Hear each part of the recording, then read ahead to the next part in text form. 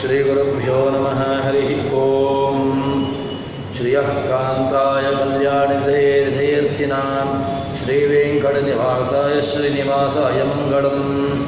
ಭವತಿ ತನುಭಾವಾದಿಡಮೋಕ್ಷಿವಾಗ್ನೇ ಜಡಮತಿರಭಿಜಂತುರ್ಜಾಯತೆ ಪ್ರಾಜ್ಞಮೌಲಿಃ ಸಕಲವಚನಚೇತೋ ದೇವತಾ ಭಾರತೀ ಸಾ ಮಮ ವಚನ ದತ್ತಾಂ ಸನ್ನಿಧಿಂ ಮಾನಸೇ ಚ.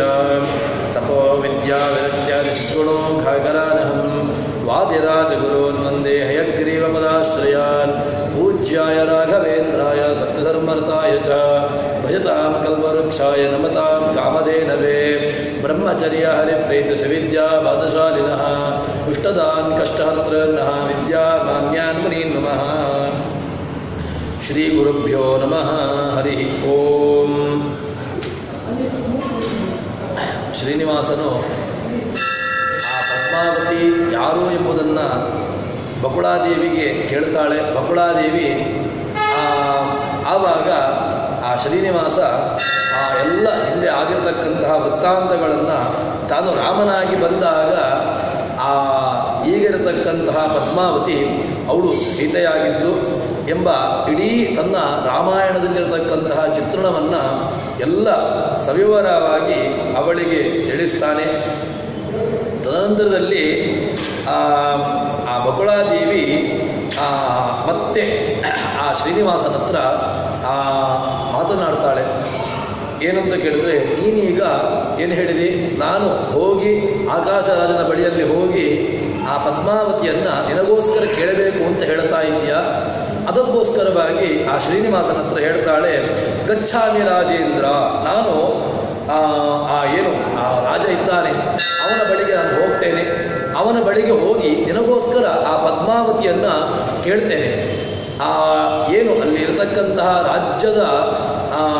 ರಾಜ್ಯದಲ್ಲಿದ್ದಾರೆ ಅಲ್ಲಿಗೆ ಹೋಗಿ ತಾನು ಆ ಪದ್ಮಾವತಿಯನ್ನು ಕೇಳ್ತೇನೆ. ಅದಕ್ಕೋಸ್ಕರವಾಗಿ ಈ ರೀತಿಯಾಗಿ ಹೇಳಿದಾಗ ಸಂಪ್ರೇಷಯನ್ ಬಕುಲಾಂ ಸ್ವಕಾರಣಾತ್. ತದನಂತರ ಆ ಬಕುಳಾದೇವಿ ಆ ಶ್ರೀನಿವಾಸನಿಗೆ ಅನ್ನಾದಿಗಳನ್ನು ಷಡ್ರಸಾನ್ನಗಳನ್ನು ತಂದಿರ್ತಾಳೆ. ಅವಳು ಆ ಬಕುಳಾದೇವಿ ಈ ರೀತಿಯಾಗಿ ಶ್ರೀನಿವಾಸನಲ್ಲಿ ಹೇಳಿದ ಮೇಲೆ ತಾನು ಅವಳು ತಂದಿರತಕ್ಕಂತಹ ಎಲ್ಲ ಆ ಅನ್ನ ಏನು ಷಡ್ರಸಾನ್ನಗಳಿದೆ ಅದೆಲ್ಲವನ್ನೂ ಸ್ವೀಕಾರ ಮಾಡ್ತಾನೆ. ಸ್ವೀಕಾರ ಮಾಡಿದ ಮೇಲೆ ಆ ಬಕುಳಾದೇವಿ ಇವಳತ್ರ ಯಾರು ನನಗೆ ಅವಳು ಇರತಕ್ಕಂತಹ ಆಕಾಶರಾಜ ಇರತಕ್ಕಂತಹ ಸ್ಥಾನ ಎಲ್ಲಿ ಅಂತ ನನಗೆ ಗೊತ್ತಾಗಬೇಕು. ಯಾಕಂದರೆ ಆಕಾಶರಾಜ ಇರತಕ್ಕಂತಹ ರಾಜ್ಯ ಅದನ್ನು ನನಗೆ ಹೇಳಬೇಕು ಅಂತ ಹೇಳಿದಾಗ ಶ್ರೀನಿವಾಸ ಭಗವಂತ ಮಾತನಾಡ್ತಾನಂತೆ, ನೀನು ಅದಕ್ಕೆ ಬೇಕಾಗಿರತಕ್ಕಂತಹ ಮಾರ್ಗವನ್ನು ನಾನು ಹೇಳ್ತೇನೆ. ನೀನು ಈ ವೆಂಕಟಗಿರಿ ಏನಿದೆ ಅಲ್ಲಿಂದ ಕೆಳಕ್ಕೆ ಹೋಗಬೇಕು. ಅಲ್ಲಿಂದ ಹೋದ ಮೇಲೆ ನಿನಗೆ ಅಲ್ಲಿ ಆ ಕಪಿಲ ತೀರ್ಥಾಭಿಮಾನಿಯಾಗಿರ್ತಕ್ಕಂತಹ ರುದ್ರದೇವರು ಅಲ್ಲಿ ಆ ರುದ್ರದೇವರನ್ನ ಅಲ್ಲಿ ಪೂಜೆ ಮಾಡಿ ತದನಂತರದಲ್ಲಿ ಏನು ನಿನಗೆ ನಾನು ಹೇಳಿರತಕ್ಕಂತಹ ಕಾರ್ಯ ಏನಿದೆ ಅದಕ್ಕೋಸ್ಕರವಾಗಿ ನೀನು ಹೋಗು ಎಂಬುದಾಗಿ ಶ್ರೀನಿವಾಸನಿಂದ ಆಜ್ಞಾಪಿಸಲ್ಪಟ್ಟಂತಹ ಬಕುಳಾದೇವಿ ಹೋಗ್ತಾಳೆ. ತದನಂತರದಲ್ಲಿ ಆ ಆಜ್ಞೆಯನ್ನು ಪರಿಪಾಲನೆ ಮಾಡಿಕೊಂಡು ಬಕುಳಾದೇವಿ ಹೊರಡ್ತಾಳೆ. ಬಕುಳಾದೇವಿ ಅಗಸ್ತ್ಯ ಅಲ್ಲಿ ಇರತಕ್ಕಂತಹ ಆ ರುದ್ರನ ಸನ್ನಿಧಾನಕ್ಕೆ ಬರ್ತಾಳೆ. ಆ ರುದ್ರನ ಸನ್ನಿಧಾನಕ್ಕೆ ಬಂದಾಗ ಅಲ್ಲಿ ಇರತಕ್ಕಂತಹ ಆ ಕನ್ಯೆಯರು ಕೇಳ್ತಾರಂತೆ, ಯಾರು ನೀನು ಅಂತ. ಕನ್ಯೆಯರು ಹೇಳ್ತಾರೆ, ನಾವು ಆಕಾಶರಾಜನ ಆಸ್ಥಾನದಲ್ಲಿರತಕ್ಕಂಥವರು, ನಾವು ಅಲ್ಲಿರ್ತೇವೆ ಅಂತ ಹೇಳಿದಾಗ ಏನಾಯಿತು ಅಂತಂದರೆ, ಒಂದು ದಿವಸ ನಾವು ಬಂದಿರತಕ್ಕಂತಹ ಸಂದರ್ಭದಲ್ಲಿ ಅಲ್ಲಿ ಒಬ್ಬ ಹಯವನ್ನು ಏರಿಕೊಂಡು ಒಬ್ಬ ಕಿರಾತ ವೇಷಧಾರಿಯಾಗಿರತಕ್ಕಂತಹ ಒಬ್ಬವನು ಬಂದಿರ್ತಾನೆ. ಆ ಕಿರಾತ ವೇಷನಾಗಿದ್ದರೂ ಕೂಡ ಅವನ ಸೌಂದರ್ಯ ಅದು ಅಪ್ರತಿಮವಾಗಿರತಕ್ಕಂತಹ ಸೌಂದರ್ಯ. ಅಂತಹ ಅಪ್ರತಿಮ ಸೌಂದರ್ಯವುಳ್ಳಂತಹ ಆ ಒಬ್ಬ ಕಿರಾತನನ್ನು ನೋಡಿ ನಮ್ಮ ರಾಜಕುಮಾರಿಯಾಗಿರತಕ್ಕಂತಹ ಪದ್ಮಾವತಿ ಅವಳು ಮೂರ್ಛಿತಳಾಗಿದ್ದಾಳೆ ಎಂಬುದಾಗಿ ಹೇಳ್ತಾರೆ. ಪದ್ಮಾವತಿ ಹೇಗಿದ್ದಾಳೆ ಅಂತ ಕೇಳಿದರೆ, ಈಗ ಆ ಪದ್ಮಾವತಿ ಆತನನ್ನು ಯಾರನ್ನ ಆ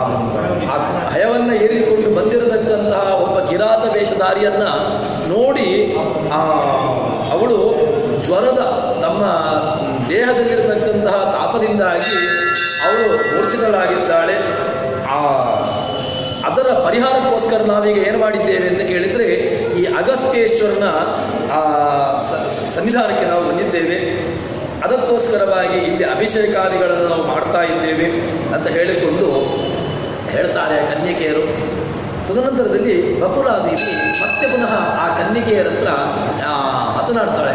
ಏನು ಅಂತ ಕೇಳಿದ್ರೆ, ಯಾರು ಆ ಕಿರಾತ, ನೀವು ಕಿರಾತ ಬಂದಿದ್ದ ಅಂತ ಹೇಳ್ತಾ ಇದ್ರಿ, ಆ ಕಿರಾತ ವೇಷಧಾರಿಯಾಗಿರತಕ್ಕಂಥವನು ಯಾರು, ಅವನು ಹೇಗಿದ್ದ ಎಂಬುದಾಗಿ, ಅವನು ಯಾಕೆ ಅವನು ಬೇಡ ವೇಷಧಾರಿಯಾಗಿದ್ದುಕೊಂಡು ಕಿರಾತ ವೇಷಧಾರಿಯಾಗಿದ್ದುಕೊಂಡು ಅವನು ಬಂದಿದ್ದಾನೆ ಎಂಬ ಎಲ್ಲ ನನಗೆ ಈ ವಿಷಯಗಳನ್ನು ನನಗೆ ಹೇಳಬೇಕು ಅಂತ ಹೇಳಿದಾಗ ಆ ಕನ್ಯಕೆಯರು ಹೇಳ್ತಾರಂತೆ,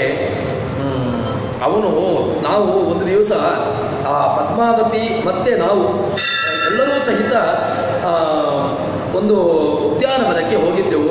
ಆ ಉದ್ಯಾನವನಕ್ಕೆ ಹೋದಂತಹ ಸಂದರ್ಭದಲ್ಲಿ ಅಲ್ಲಿ ಒಬ್ಬ ಅದ್ಭುತ ವೇಷವುಳ್ಳಂತಹ ಕಿರಾತ ವೇಷ, ಆದರೂ ಕೂಡ ಅವನ ಸೌಂದರ್ಯ ಅದು ಅದ್ಭುತವಾಗಿರತಕ್ಕಂತಹ ಸೌಂದರ್ಯ. ಅಂತಹ ಆ ಸೌಂದರ್ಯ ಸ್ಫುರದ್ರೂಪಿಯಾಗಿರತಕ್ಕಂತಹ ಒಬ್ಬ ಕಿರಾತ ವೇಷಧಾರಿ ಕುದುರೆಯನ್ನು ಏರಿಕೊಂಡು ಅವನು ಬಂದಿದ್ದಾನೆ. ಅವನಿಗೂ ನಮ್ಮ ರಾಣಿಗೂ ಪದ್ಮಾವತಿಗೂ ವಾಗ್ಯುದ್ಧ ನಡೀತದೆ. ಅವನು ಏನು ಹೇಳ್ತಾನೆ ಅಂತ ಕೇಳಿದ್ರೆ, ನಮ್ಮ ರಾಜಕುಮಾರಿಯಾಗಿರ್ತಕ್ಕಂತಹ ಪದ್ಮಾವತಿಯನ್ನ ವರಿಸಬೇಕು ಅಂತ ಹೇಳಿಕೊಂಡು ಅವನು ತನ್ನ ಪ್ರೇಮ ನಿವೇದನೆಯನ್ನ ಮಾಡ್ತಾನೆ. ಆ ಪ್ರೇಮ ನಿವೇದನೆಯನ್ನ ಕೇಳಿ ಇವಳಿಗೆ ಯಾರು ಪದ್ಮಾವತಿ ಕೋಪಗೊಂಡವಳಾಗಿ ಅಲ್ಲೇ ಇರತಕ್ಕಂತಹ ಕಲ್ಲನ್ನ ಆ ಹಯಕ್ಕೆ, ಆ ಕುದುರೆಗೆ ಹೊಡಿತಾಳೆ. ಆ ಕುದುರೆ ಇವಳು ಹೊಡೆದಿರತಕ್ಕಂತಹ ಏಟಿಗೆ ಆ ಕುದುರೆ ಅದು ಸತ್ತು ಹೋಗ್ತದೆ. ತದನಂತರದಲ್ಲಿ ತನ್ನ ಕುದುರೆ ಅದು ಸತ್ತು ಹೋದದನ್ನು ನೋಡಿ ಆ ಕಿರಾತ ವೇಷಧಾರಿಯಾಗಿರತಕ್ಕಂತಹ ಏನು ಆ ವ್ಯಕ್ತಿ ಅವನು ಅಲ್ಲಿಂದ ಉತ್ತರಾಭಿಮುಖವಾಗಿ ಹೊರಟು ಹೋಗಿದ್ದಾನೆ.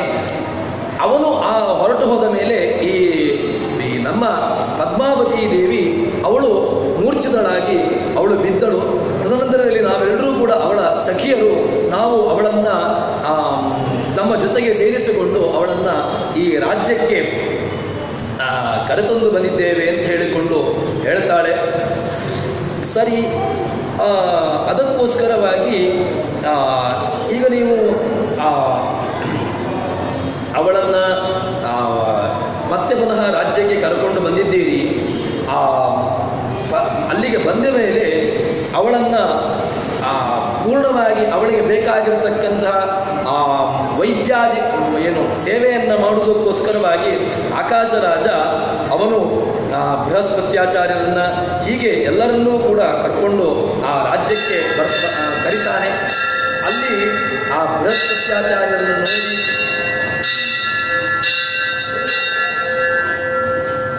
ಬೃಹಸ್ಪತ್ಯಾಚಾರ್ಯರನ್ನು ನೋಡಿ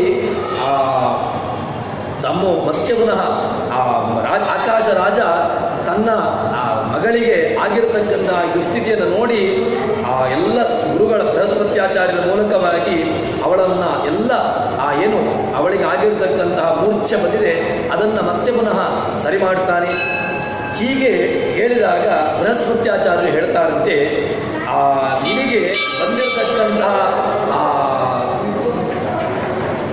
ನಿನಗೆ ಬಂದಿರತಕ್ಕಂತಹ ಸಮಸ್ಯೆ ಏನು ಅಂತ ಕೇಳಿದ್ರೆ, ನಿನ್ನ ಮಗಳಾಗಿರ್ತಕ್ಕಂತಹ ಪದ್ಮಾವತಿ ಅವಳು ಕಾಡಿಗೆ ಹೋಗಿರತಕ್ಕಂತಹ ಸಂದರ್ಭದಲ್ಲಿ ಒಬ್ಬ ಕಿರಾತನನ್ನು ನೋಡಿದ್ದಾಳೆ. ಆ ಕಿರಾತ ವೇಷದಾಗಿರತಕ್ಕಂತಹ ಅವನು ಸಾಕ್ಷಾತ್ ಶ್ರೀನಿವಾಸ, ಆ ಭಗವಂತನನ್ನೇ ನೋಡಿ, ಆದರೆ ಇವಳಿಗೆ ಆ ವಿಷಯ ತಿಳಿದಿಲ್ಲ. ಅದಕ್ಕೋಸ್ಕರ ಅಲ್ಲಿ ಒಬ್ಬ ಪುರುಷನನ್ನು ನೋಡಿ ಅವಳು ಹೆದರಿ ಈಗ ಮೂರ್ಛಿತಳಾಗಿದ್ದಾಳೆ ಅಂತ ಹೇಳಿಕೊಂಡು ಹೇಳಿದಾಗ, ಸರಿ ಈಗ ಏನು ಮಾಡಬೇಕು ಅಂತ ಕೇಳಿದಾಗ ಆ ಬಕುಳಾದೇವಿ ಹೇಳ್ತಾಳಂತೆ. ಏನು ಅಂತಂದರೆ, ಈಗ ನೀವು ಈ ಕನ್ನಿಕೆಯರ ಜೊತೆಗೆ ಬಕುಳಾದೇವಿ ಮಾತನಾಡ್ತಾಳೆ. ನೀವೀಗ ಏನು ಮಾಡಬೇಕು ಅಂತ ಕೇಳಿದರೆ, ಇಡೀ ನಾನು ಶ್ರೀನಿವಾಸನ ದೂತನಾಗಿ ನಾನೊಬ್ಬ ದೂತೆಯಾಗಿ ಈಗ ಬಂದಿದ್ದೇನೆ. ನನಗೆ ಶ್ರೀನಿವಾಸ ಅತ್ಯಂತ ಚಿರಪರಿಚಿತನಾಗಿರತಕ್ಕಂಥವನು. ಅವನಿಂದ ಅವಳಿಗೆ ಬೇಕಾಗಿರತಕ್ಕಂತಹ ದೂತೆಯ ದೌತ್ಯವನ್ನು ಅದಕ್ಕೋಸ್ಕರವಾಗಿ ನಾನೀಗ ಬಂದಿದ್ದೇನೆ. ನೀವು ನಾನೀಗ ಹೇಳಿರತಕ್ಕಂತಹ ಕೆಲಸವನ್ನು ನೀವು ಕೇಳಬೇಕು ಅಂತ ಹೇಳಿದಾಗ, ಸರಿ, ಈಗ ನನಗೆ ಆ ಪದ್ಮಾವತಿ ದೇವಿಯಲ್ಲಿ ನನಗೆ ಕೆಲಸ ಇದೆ, ನಾನೀಗ ಅಂತಃಪುರದೊಳಗೆ ನನಗೆ ಹೋಗ್ಲಿಕ್ಕೆ ಆಗೋದಿಲ್ಲ. ಈಗ ನನಗೆ ಏನಾದರೂ ಮಾಡಿ ನನಗೀಗ ಪಟ್ಟಣಕ್ಕೊಳಗೆ ಹೋಗಬೇಕು. ಆ ಪಟ್ಟಣಕ್ಕೊಳಗೆ ಹೋಗಿ ನನಗೆ ಪದ್ಮಾವತಿ ದೇವಿಯನ್ನು ಭೇಟಿಯಾಗಬೇಕು. ತದನಂತರದಲ್ಲಿ ಆ ಎಲ್ಲ ಏನು ಆಗಿದೆ ಎಂಬಂತಹ ವಿಷಯಗಳನ್ನು ನನಗೆ ಹೇಳಬೇಕು ಅಂತ ಹೇಳಿಕೊಂಡು ಅದಕ್ಕೋಸ್ಕರವಾಗಿ ಈ ಬಕುಳಾದೇವಿ ಆ ಕನ್ನಿಕೆಯರ ಜೊತೆಗೆ ಸೇರಿಕೊಂಡು ಆ ಪಟ್ಟಣವನ್ನು ಸೇರ್ತಾಳೆ. ಪಟ್ಟಣವನ್ನು ಸೇರಿಕೊಂಡು ಅಲ್ಲಿ ಇಲ್ಲಿ ಶ್ರೀನಿವಾಸ ಏನು ಮಾಡ್ತಾನೆ ಅಂತ ಕೇಳಿದರೆ, ತನಗೆ ಈ ಬಕುಳಾದೇವಿ ಅಂದರೆ ನನಗೆ ಈ ಕನ್ಯೆ ಈ ಪದ್ಮಾವತಿ ನನಗೆ ಸಿಗ್ತಾಳೆ ಎಂಬುದನ್ನು ಇನ್ನೂ ಅವನಿಗೆ ನಂಬಿಕೆ ಇಲ್ಲ ಭಗವಂತ. ಆದರೂ ಕೂಡ ಈ ರೀತಿಯಾಗಿ ಎಲ್ಲ ನಾಟಕಗಳನ್ನು ಮಾಡ್ತಾನೆ. ಆದರೂ ಕೂಡ ತನ್ನ ಮನಸ್ಸಲ್ಲಿ ಒಂದು ವ್ಯಥೆ ಇರ್ತದೆ. ತನಗೆ ಈ ಬಕುಳಾದೇವಿಯ ಮೂಲಕವಾಗಿ ಪದ್ಮಾವತಿ ನನಗೆ ಸಿಗ್ತಾಳೆ ಎಂಬಂತಹ ವಿಷಯ ನನಗೆ ಇನ್ನೂ ನಿಶ್ಚಿತವಾಗಿಲ್ಲ. ಅದಕ್ಕೋಸ್ಕರವಾಗಿ ತಾನು ಏನು ಮಾಡ್ತೇನೆ ಅಂತ ಕೇಳಿದರೆ, ಆ ಬಕುಳಾದೇವಿ ಇಲ್ಲಿಂದ ಹೊರಟ ಮೇಲೆ ಅದಕ್ಕೋಸ್ಕರವಾಗಿ ಮತ್ತೆ ಪುನಃ ಇನ್ನೊಬ್ಬಳನ್ನು ಆ ಬಕುಳಮಾಲಿಕೆಯನ್ನು ಕೂಡ ಅಲ್ಲಿ ನಾರಾಯಣಪುರಕ್ಕೆ ಕಳಿಸಿಕೊಡ್ತಾನೆ. ಅಲ್ಲಿ ಆ ಕಳಿಸಿಕೊಂಡಿರತಕ್ಕಂಥವನು ಕೂಡ ಅವನು ಮಗನನ್ನು ಪಡೆದು ಮಕ್ಕಳಿಲ್ಲದಂತೆ ಇರ್ತಾನೆ. ಮತ್ತೆ ಹೇಗೆ ಅಂತ ಕೇಳಿದ್ರೆ, ಕಣ್ಣುಳ್ಳವರು ಆ ಭಗವಂತ ಮಗ ಇದ್ದರೂ ಕೂಡ ಆ ಮಗ ಇಲ್ಲದೇ ಇರುವ ರೀತಿಯಲ್ಲಿ ಅವನಿದ್ದಾನೆ. ಅದಕ್ಕೋಸ್ಕರವಾಗಿ ಶ್ರೀನಿವಾಸ ಏನು ಮಾಡ್ತಾನೆ ಅಂತ ಕೇಳಿದರೆ, ತಾನು ಒಂದು ಆ ವೇಷಾಂತರವನ್ನು ಮಾಡಿಕೊಂಡು, ಅಂದರೆ ಈ ಕೊರವಂಜಿ ಅಂತ ಅಂದರೆ ಈ ಏನು ಈ ತನ್ನ ಸಾಮರ್ಥ್ಯದ ಮೂಲಕ ತಮ್ಮ ಸ್ವಸಿದ್ಧಿಯ ಮೂಲಕವಾಗಿ ಒಂದು ಕೊರವಂಜಿಯ ವೇಷವನ್ನು ಧಾರಣೆ ಮಾಡಿಕೊಂಡು ತಾನೂ ಸಹಿತ ಅಲ್ಲಿಂದ ಹೊರಟು ಹೋಗ್ತಾನೆ. ಹೊರಟು ಹೋಗಿ ಎಲ್ಲಿ ಆ ಪಟ್ಟಣ ಇದೆ ಅದೇ ಪಟ್ಟಣಕ್ಕೆ ಶ್ರೀನಿವಾಸನು ಸಹಿತ ತಾನು ಆ ಕೊರವಂಜಿಯ ವೇಷವನ್ನು ಧರಿಸಿಕೊಂಡು ಅಲ್ಲಿ ಹೋಗ್ತಾನೆ. ಅಲ್ಲಿ ಹೇಗಿದ್ದಾನೆ ಅಂತ ಕೇಳಿದರೆ, ಅವನನ್ನು ಹೇಳ್ತಾರೆ, ಚೀರವಸ್ತ್ರಂ ತಥೋಬದ್ಧ್ವಾ ಭದ್ರಗಂಜುಕಗರಂಜಿತ ಬ್ರಹ್ಮಾಂಡ ಶಿರಂ ಕೃತ್ವ ಯಷ್ಟೆಂ ಕೃತ್ವ ಮಹೇಶ್ವರಂ ಬ್ರಹ್ಮಾಂಡಂ ಜಗದಾಧಾರಂ ತ್ರೈಗುಣ್ಯಂ ಗುಲ್ಮಮೇವ ಚಾಂತ.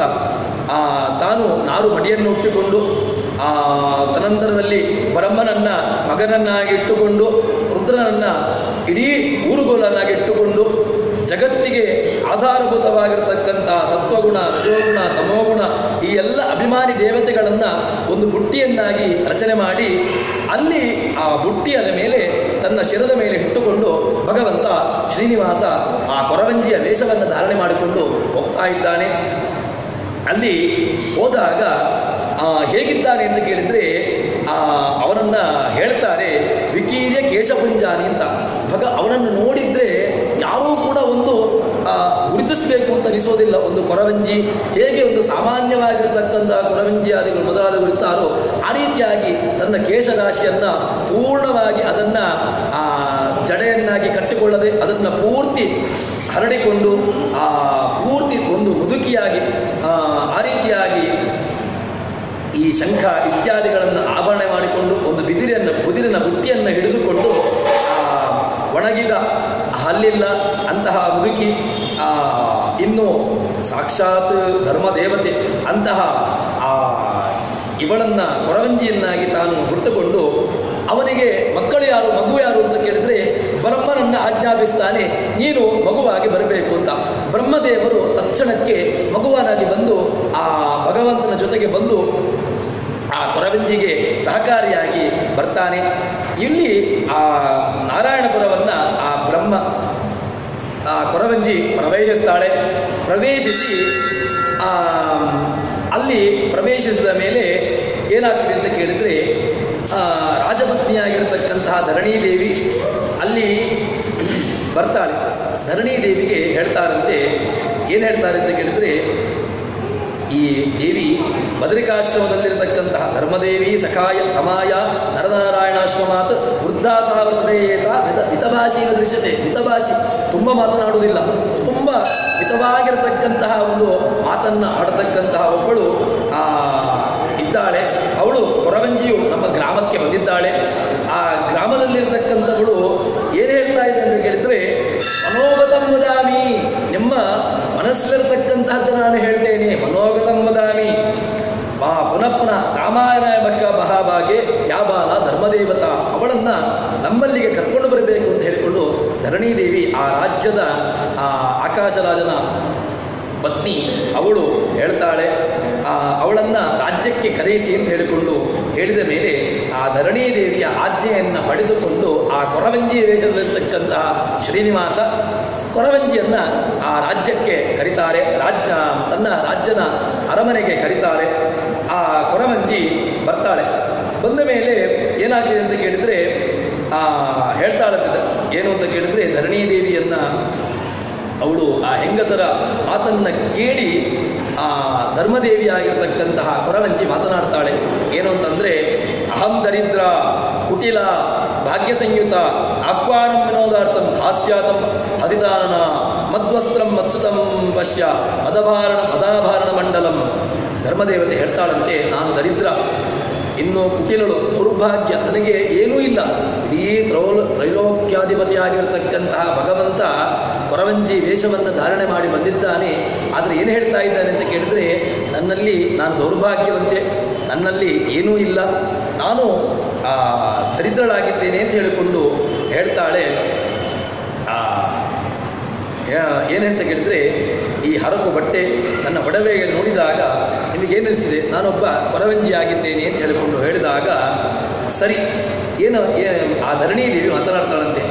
ಏನು ಅಂತ ಕೇಳಿದರೆ ರಾಣಿ ಬರಲಿಲ್ಲ, ಅವಳು ಬಂದು ನಮ್ಮನ್ನು ಕಳಿಸಿದ್ದಾಳೆ, ರಾಜಮಂದಿರದಲ್ಲಿ ಅವಳು ಸೇರಿದ್ದಾಳೆ.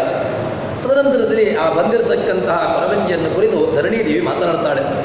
ಏನು ಅಂತ ಕೇಳಿದರೆ ಯಾಹಿ ಭದ್ರೆ ಮಹಾಭಾಗ್ಯ ಸಾಕ್ಷಾತ್ತಂ ಧರ್ಮದೇವತ ದೈವಯೋಗ ಆಗತಾಸಿ ಮಮ ಕಲ್ಯಾಣವರ್ತಿನಿ.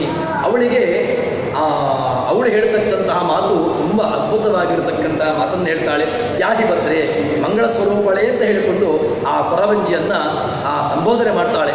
ನೀನು ಮಂಗಳ ಸ್ವರೂಪಳು, ನೀನೀಗ ಯಾಕೆ ಬಂದಿದ್ಯಾ ಅಂತ ಕೇಳಿದ್ರೆ ಸಾಕ್ಷಾತ್ವಂ ಧರ್ಮದೇವತ, ನೀನು ಬೇರೆ ಯಾರೂ ಅಲ್ಲ, ನನಗೆ ಧರ್ಮದೇವತೆ ನೆನೆಸಿಕೊಂಡಿದ್ಯಾ. ಮತ್ತೆ ದೈವಾಯೋಗಾತ್, ನಾವೀಗ ಯಾಕೆ ಎತ್ತಬಿಡ್ತಾ ಇದ್ದೇವೆ ಅಂತ ಕೇಳಿದರೆ ನಮಗೆ ಮನೆಯಲ್ಲಿ ಒಬ್ಬಳು ಆ ವಯಸ್ಸಿಗೆ ಬಂದಿರತಕ್ಕಂತಹ ಮಗಳಿದ್ದಾಳೆ. ಅವಳನ್ನು ಒಂದು ಕಡೆ ಅವಳಿಗೆ ಆ ಕಾಡಿಗೆ ಹೋದಂತಹ ಸಂದರ್ಭದಲ್ಲಿ ಯಾವುದೋ ಒಬ್ಬ ಕಿರಾತ ವೇಷನನ್ನು ನೋಡಿ ಅವಳು ಮೂರ್ಛಿತಳಾಗಿದ್ದಾಳೆ. ಇನ್ನು ಅವಳ ಮೋಹಿತಳಾಗಿ ವ್ಯಾಧಿಗ್ರಸ್ತಳಾಗಿದ್ದಾಳೆ. ಅದಕ್ಕೋಸ್ಕರವಾಗಿ ನಾವು ಅವಳನ್ನು ವಿವಾಹವನ್ನು ಮಾಡಬೇಕು ಅಂತ ಹೇಳಿಕೊಂಡು ನಾವು ಸಂಕಲ್ಪ ಮಾಡಿದ್ದೇವೆ. ಆದರೆ ಈ ರೀತಿಯಾಗಿರ್ತಕ್ಕದ್ದನ್ನು ನೋಡಿ, ನೀನೀಗ ಬಂದದನ್ನು ನೋಡಿ ದೈವಯೋಗಾತ್, ಇದು ಬೇರೆ ಏನೂ ಅಲ್ಲ, ದೈವಯೋಗಾತ್ ಭಗವಂತನ ಚಿಂತನೆ ಇದೆ, ಅದಕ್ಕೋಸ್ಕರವಾಗಿ ನೀನೀಗ ನಮ್ಮ ರಾಜ್ಯವನ್ನು ಸೇರಿದ್ಯಾ ಅಂತ ಹೇಳಿಕೊಂಡು ಹೇಳ್ತಾ ಇದ್ದಾಳೆ. ಭಾಷಿತ ರಾಜಪತ್ನ್ಯ ಹೀಗೆ ಹೇಳಿದಾಗ ಹೇಳ್ತಾಳಂತೆ, ಧರ್ಮ ಅದೃಷ್ಟವಶಾತ್ ನಾವೀಗ ದುಃಖವನ್ನು ಅನುಭವಿಸ್ತಾ ಇದ್ದೇವೆ. ಒಂದು ಕಡೆ ಮಗಳನ್ನು ಮದುವೆ ಮಾಡಬೇಕು, ಇನ್ನೊಂದು ಕಡೆ ಅವಳು ಈ ಜ್ವರಾದಿಗಳಿಂದ ಪೀಡಿತಳಾಗಿದ್ದಾಳೆ. ಇಂತಹದನ್ನು ನೋಡಿ ನೀವೀಗ ಬಂದಿರತಕ್ಕಂಥ ನೋಡಿ ನಮಗೆ ದೈವದ ಅನುಗ್ರಹವಾಗಿದೆ ಅಂತ ಹೇಳಿದಾಗ ಆ ಕೊರವಂಜಿ ಮಾತನಾಡ್ತಾಳಂತೆ. ಏನು ಅಂತ ಕೇಳಿದರೆ, ಹೌದು, ಮಯಾ ಹೈಗೈತಂ ವಾಕ್ಯಂ ಅಸತ್ಯಂ ಚೇನ್ ಮನಸ್ವಿನಿ ಪುರಾ ನಿಷ್ಕಾಸ್ಯ ಮಾಂ ದೇವಿ ಭೇದನಂ ಕರಯೋ ಕುರು ಕಠಿಣಂ ವಾಕ್ಯಂ ಅಸತ್ಯೇ ಹಸ್ತಭೇದನಂ. ಸಾಧ್ವಿ ಹೇಳ್ತಾಳಂತೆ, ನಾನು ಹೇಳ್ತಕ್ಕಂತಹ ಮಾತು ಅದು ಕಠಿಣವಾಗಿರ್ತಕ್ಕಂಥದ್ದು, ಸತ್ಯವಾಗಿರ್ತಕ್ಕಂತಹ ಮಾತು. ಹಿಂದಿನ ಕಾಲದಲ್ಲಿ ಆ ಕೊರವಂಜಿಯ ಮಾತನ್ನು ಎಲ್ಲರೂ ಕೂಡ ಅದನ್ನು ನಂಬ್ತಾ ಇದ್ರು. ಯಾಕೆ ಅಂತ ಕೇಳಿದರೆ ಅವರು ಅಷ್ಟು ಅನುಗ್ರಹವನ್ನು, ದೈವದ ಅನುಗ್ರಹಕ್ಕೆ ಪಾತ್ರರಾಗಿರ್ತಾರೆ. ಈಗ ಇಲ್ಲಿ ಸಾಕ್ಷಾತ್ ತ್ರೈಲೋಕ್ಯಾಧಿಪತಿಯಾಗಿರ್ತಕ್ಕಂತಹ ಭಗವಂತನೇ ಕೊರವಂಜಿಯಾಗಿ ಬಂದಿರತಕ್ಕಂಥ, ಇನ್ನು ಅವಳಿಗೆ ಹೇಳತಕ್ಕಂತಹ ಮಾತಲ್ಲಿ ಯಾವುದೇ ರೀತಿಯಾಗಿರ್ತಕ್ಕಂಥ ಅದರಲ್ಲಿ ಸಂಶಯ ಇಲ್ಲ. ಆದರೆ ಅವನೇ ಕೊರವಂಜಿ ಹೇಳ್ತಾಳೆ, ನಾನು ಹೇಳತಕ್ಕಂತಹ ಮಾತಿನಲ್ಲಿ ಮಾತ್ರ ಕಠೋರತೆ ಇದೆ, ನಿನಗೆ ಏನಾಗ್ಬೋದು ಅಂತ ಕೇಳಿದ್ರೆ ಅದು ನಿನಗೆ ಕಷ್ಟ ಅನ್ನಿಸ್ಬೋದು. ಒಂದು ವೇಳೆ ನಾನು ಹೇಳ್ತಕ್ಕಂತಹ ಮಾತು ಸುಳ್ಳಾಯಿತು ಅಂತ ಹೇಳಿದರೆ ನನ್ನನ್ನು ಒಂದು ಕ್ಷಣವೂ ಕೂಡ ಈ ಪಟ್ಟಣದಲ್ಲಿ ಇರ್ಲಿಕ್ಕೆ ಬಿಡಬೇಡ, ನನ್ನನ್ನು ಗ್ರಾಮದಿಂದ ಹೊರಕ್ಕೆ ಹಾಕಬಹುದು ಎಂಬುದಾಗಿ ಆ ರೀತಿಯಾಗಿ ಹೇಳ್ತಾಳೆ. ಇನ್ನೊಂದು, ನನ್ನ ಮಾತುಗಳು ಸುಳ್ಳಾಯಿತು ಅಂತ ಹೇಳಿದರೆ ಅಸತ್ಯೇ ಹಸ್ತವೇದನಂ, ನನ್ನ ಕೈಗಳನ್ನು ಕೂಡ ಛೇದನ ಮಾಡಿದರೂ ಕೂಡ ನನಗೆ ಯಾವುದೇ ರೀತಿಯಾಗಿರ್ತಕ್ಕಂತಹ ನಾನು ಸಂಕಟವನ್ನು ಪಡೋದಿಲ್ಲ. ಅದಕ್ಕೋಸ್ಕರವಾಗಿ ಆದರೆ ನಾನು ಹೇಳ್ತಕ್ಕಂತಹ ಮಾತು ಮಾತ್ರ ಅದು ಸತ್ಯವಾಗಿರತಕ್ಕಂತಹ ಮಾತಾಗಿರ್ತದೆ ಅಂತ ಹೇಳ್ತಾನೆ. ಏನು ಅಂತ ಕೇಳಿದ್ರೆ ಹೇಳ್ತಾನಂತೆ, ಆ ಧರ್ಮದೇವಿ ಆಗಿರತಕ್ಕಂತಹ ಕೊರವಂಜಿ ಹೇಳ್ತಾ ಇದ್ದಾಳೆ, ನರನಾರಾಯಣ ಶ್ರೀಮಾನ್ ಬರ್ತಾನೆ ರಾಜವಲ್ಲವೇ ತದ್ವೀರ್ಯಜಾತ ಪುತ್ರತ್ವ ಪ್ರಜಾಪತಿ ವಿಮಾಂಬಿದು. ನಿನಗೆ ನನ್ನ ಪತಿ ಯಾರು ಗೊತ್ತುಂಟ? ಕೊರವಂಜಿಗೆ ಹೇಳ್ತಾನೆ, ನನ್ನ ಪತಿ ಸಾಕ್ಷಾತ್ ನಾರಾಯಣ ಭಗವಂತ, ಮತ್ತೆ ಅವನ ಆಜ್ಞೆಯಿಂದ ನಾನು ಇಲ್ಲಿಗೆ ಬಂದಿದ್ದೆ. ನಿನಗೆ ಹೇಗೆ ಹೇಳ್ತಾ ಇದೆಯಾ?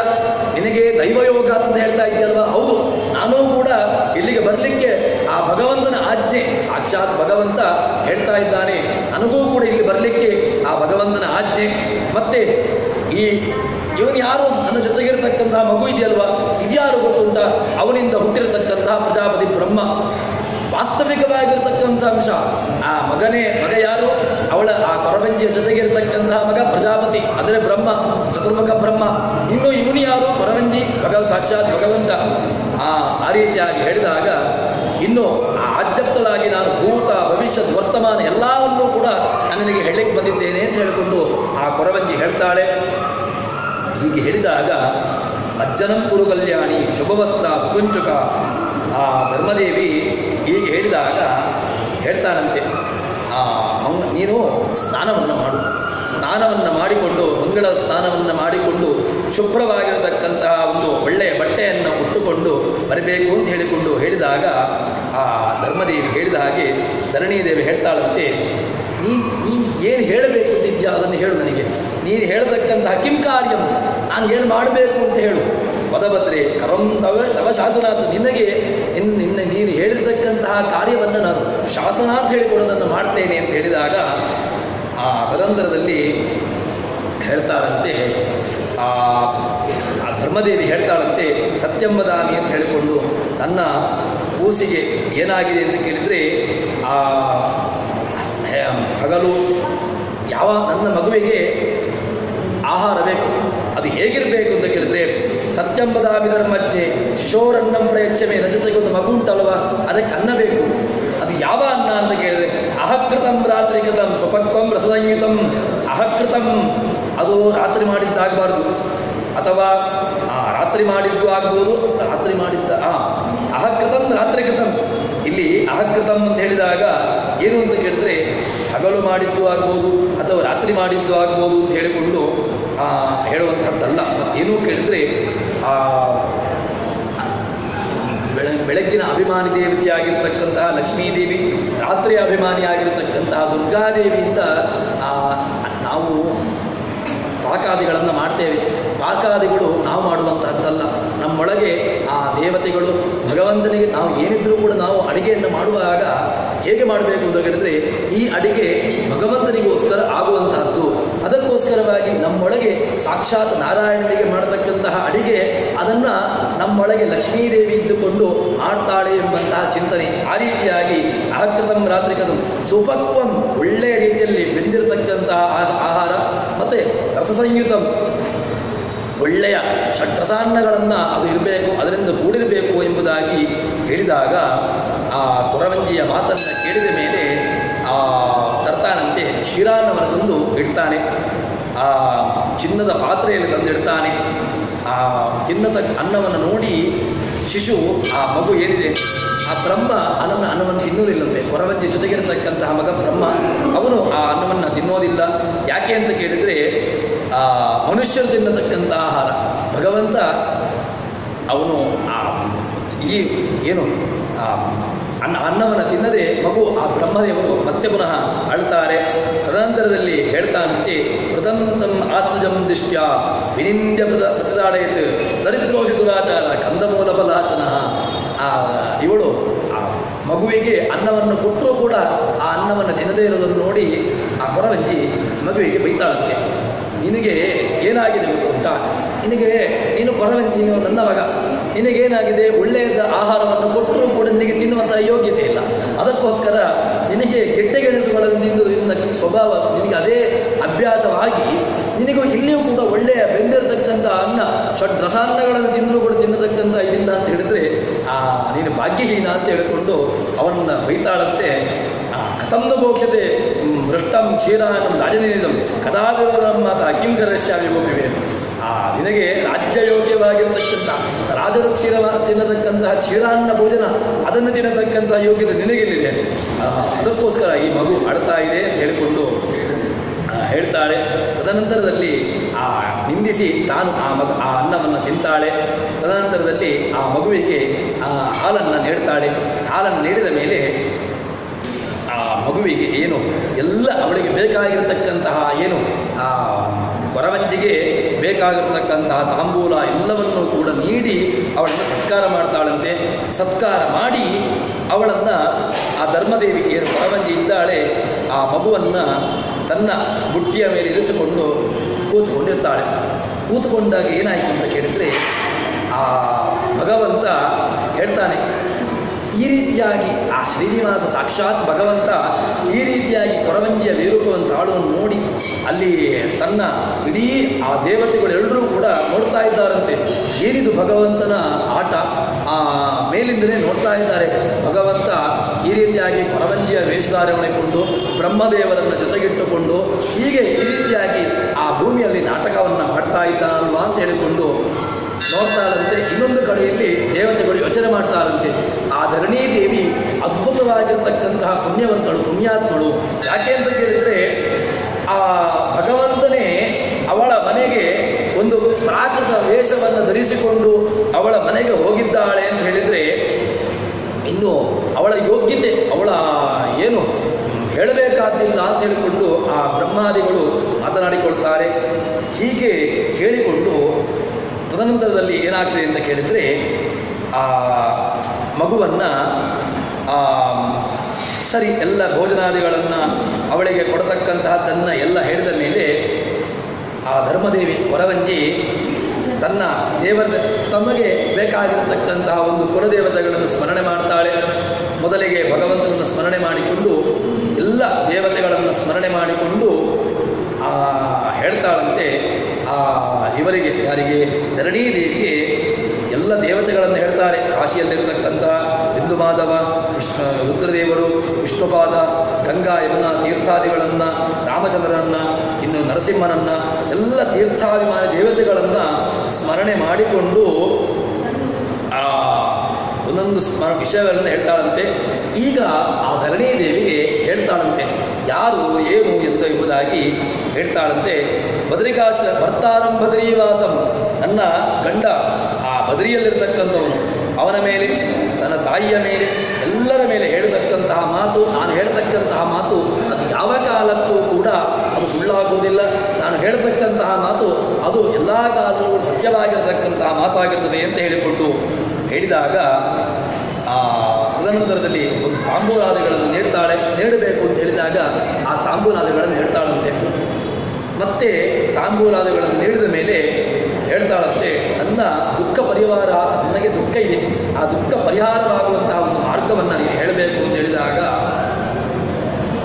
ಇನ್ನ ಸ್ಥಿರಾಶ್ರೀಂ ಮೌಕ್ತಿಕಾನ ಶೋರ್ಪಪೂರ್ಣಮಿದಂ ಶುಭಂ, ನಿನಗೆ ಏನಿದೆ ಅಂತ ಕೇಳಿದರೆ ಈ ಮೂರು ಇನ್ನ ಹೊರದಲ್ಲಿ ಮುತ್ತುಗಳನ್ನು ರಾಶಿಯನ್ನಾಗಿ ನಿನಗೆ ನಾನು ಕಾಣಿಕೆಯಾಗಿ ನೀಡ್ತಾ ಇದ್ದೇನೆ. ಇನ್ನು ಅದಕ್ಕೋಸ್ಕರವಾಗಿ ಇದು ನನ್ನ ಕಾಣಿಕೆ, ಈ ಕೊರವಂಜಿಗೆ ನನ್ನ ಕಾಣಿಕೆಯಾಗಿ ನಾನು ನೀಡ್ತಾ ಇದ್ದೇನೆ. ಇದು ಏನು ಮುತ್ತುಗಳ ರಾಶಿ, ಅದನ್ನು ನಿನಗೆ ಹೇಳ್ತೇನೆ ಅಂತ ಹೇಳಿದಾಗ ಹೇಳ್ತಾನಂತೆ. ಅವಳ ವಿಷಯವನ್ನು ಹೇಳ್ತಾಳಂತೆ.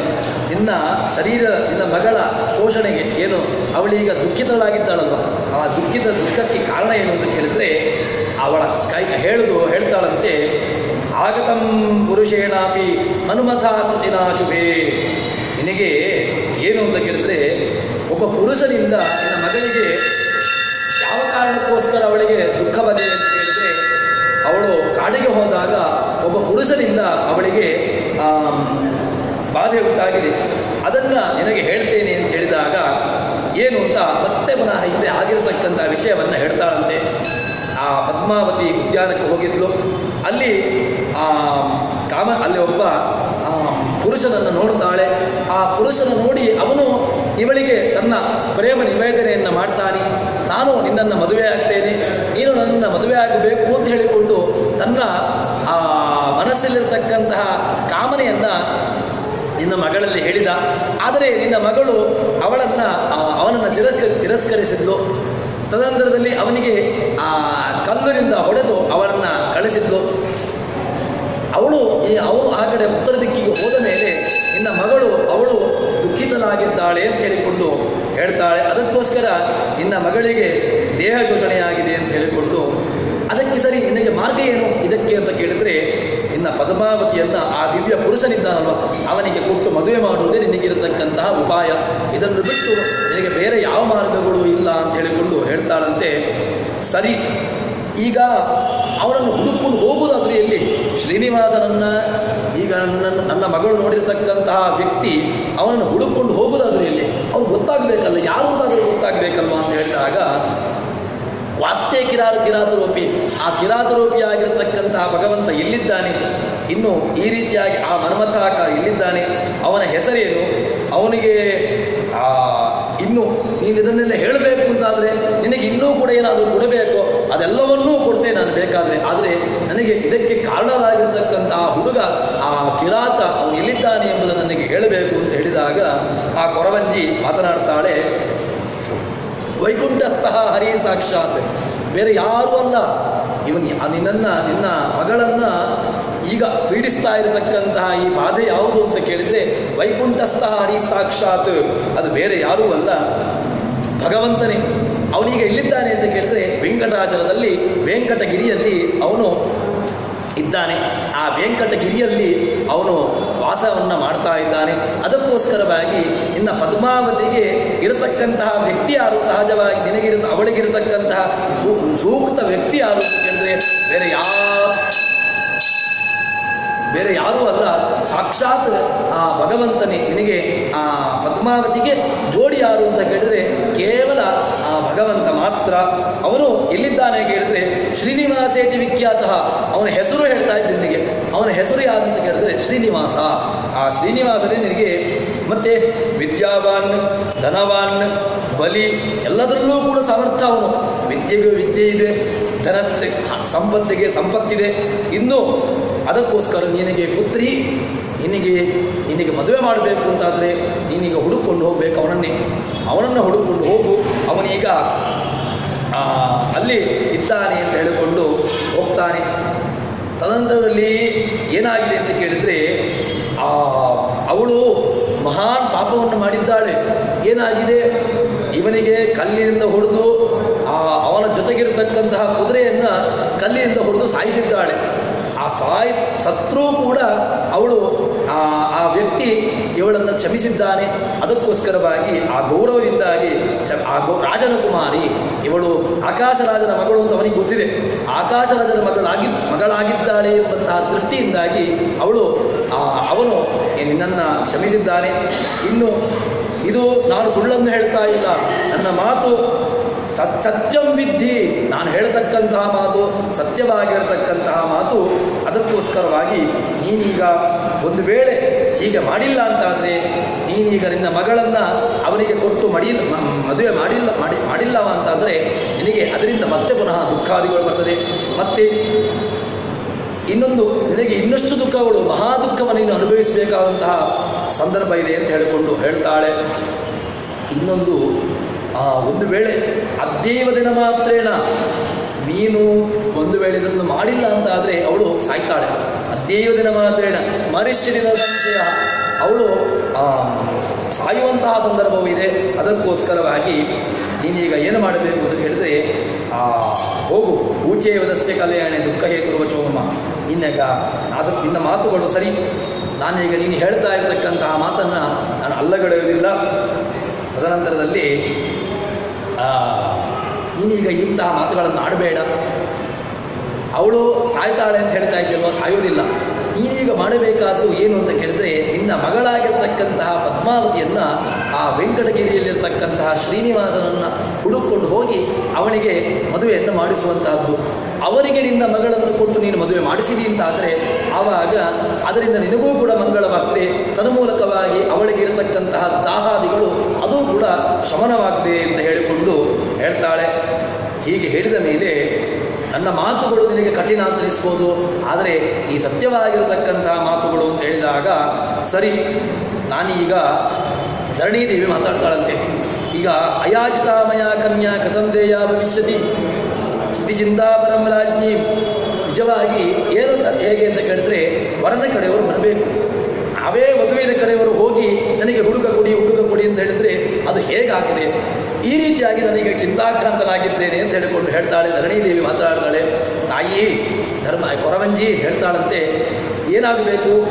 ವರನ ಕಡೆಯವರು ಬಂದು ಇರುವಂತಹದ್ದು, ನಾವೇ ಈಗ ಕನ್ಯೆಯನ್ನು ಹಿಡಿದುಕೊಂಡು ಹೋಗಿ ನನ್ನ ಮಗಳನ್ನು ಮದುವೆ ಆಗು ಅಂತ ಹೇಳಿಕೊಂಡು ಹೋದರೆ ಅದು ಹೇಗೆ ಉಚಿತ ಅಂತ ಅನಿಸ್ತದೆ. ಅದಕ್ಕೋಸ್ಕರವಾಗಿ ಇದಕ್ಕೊಂದು ಹೇಳಬೇಕು ಅಂತ ಹೇಳಿದಾಗ ಅದಕ್ಕೆ ಹೇಳ್ತಾಳಂತೆ ಧರ್ಮದೇವಿ. ಆ ಕೊರವಂಜಿ ಮಾತನಾಡ್ತಾಳೆ. ಏನು ಅಂತಂದರೆ, ಅದ್ದೇ ವಿಘಟಿಕಾಂತೆ ಆಗಮಿಷತಿ ಕಾಚನ. ನಾನೀಗ ಹೇಳ್ತಾನಲ್ವ, ಈಗ ತಕ್ಷಣಕ್ಕೆ ಒಬ್ಬಳು ಬರ್ತಾಳೆ. ಏನು ಅಂತ ಕೇಳಿದ್ರೆ, ಈ ಗಳಿಗೆಯಲ್ಲಿ ಈ ಒಬ್ಬಳು ಸ್ತ್ರೀ ಒಬ್ಬಳು ಇಲ್ಲಿಗೆ ಬರ್ತಾಳೆ. ಅವಳು ನಿನ್ನಲ್ಲಿಗೆ ಯಾಕೆ ಬರ್ತಾಳೆ ಅಂತ ಕೇಳಿದ್ರೆ, ಕನ್ಯೆಯನ್ನು ಕೇಳಿಕೊಂಡು ಬರ್ತಾಳೆ. ಕನ್ಯೆಯನ್ನು ಕೇಳಿಕೊಂಡು ಬರುವಾಗ ಮತ್ತೆ ನಾನೀಗ ನಿನಗೆ ಹೇಳಿರ್ತಕ್ಕಂತಹ ಮಾತಿನಲ್ಲಿ ವಿಶ್ವಾಸ ಬಿಡು. ನಾನೀಗ ಹೇಳ್ತಾ ಇದ್ದೇನಲ್ಲ, ನಾನು ಹೋದ ಮೇಲೆ ಇಲ್ಲಿಗೆ ಒಬ್ಬಳು ಸ್ತ್ರೀ ಬರ್ತಾಳೆ. ಆ ಸ್ತ್ರೀ ಬಂದ ಮೇಲೆ ಅವಳು ಹೇಳತಕ್ಕಂತಹ ಮಾತನ್ನ ಸಂಶಯ ಪಡಬೇಡ. ಅದರಲ್ಲಿ ಮತ್ತೆ ಪುನಃ ಹೌದೋ ಅಲ್ವೋ ಎಂಬಂತಹ ಸಂಶಯವನ್ನು ಪಡಬೇಡ. ಮತ್ತೆ ಈ ವಿಷಯವನ್ನು ಹೇಳಿದ ಮೇಲೆ ನನ್ನ ಮಾತಿನಲ್ಲಿ ನೀನು ವಿಶ್ವಾಸವಿಟ್ಟು ಈ ಮಾತನ್ನು ನಿನ್ನ ಪತಿಯಾಗಿರತಕ್ಕಂತಹ ಆಕಾಶರಾಜನಿಗೆ ನೀನು ಹೇಳಬೇಕು.